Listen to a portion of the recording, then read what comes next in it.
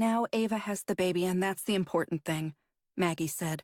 Say what you like about her, she's a terrific mother. He couldn't be in better hands. I thought for a minute there your mother and Ava might arm wrestle for him. I heard Bonnie blackmailed her into taking Brian back if he turns up. Not when I was there, Scott said. All I heard was that she had to give him a fair hearing. You just don't speak Bonnie's language. Ava is not related to that baby by blood. If Brian turns up, he holds all the cards where the baby's concerned.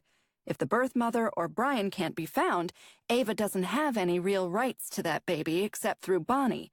That makes Bonnie the boss of Ava in this particular situation.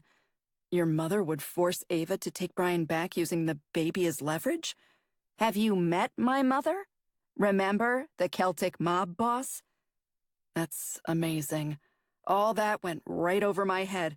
Of course it did. You're a man. Speaking of mothers, where's yours? She's visiting my sister in Winchester for a couple weeks. Ah, I wondered why she wasn't in church. Would you like to join me for a pizza and some beer tonight, say around 8?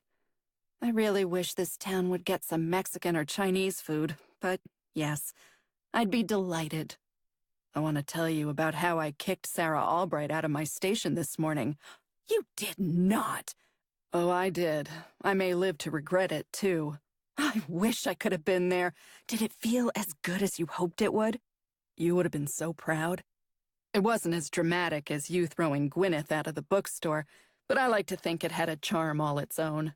I tell you what, Maggie said. I'll come for dinner, and I'll bring my toothbrush. Don't be cruel. I'm not kidding. I think heroic behavior like yours should be rewarded. Scott leaned over and kissed her, and the driver in the car behind them honked his horn. Ignore it, Scott murmured, and kissed her again. Now Ava has the baby, and that's the important thing, Maggie said. Say what you like about her, she's a terrific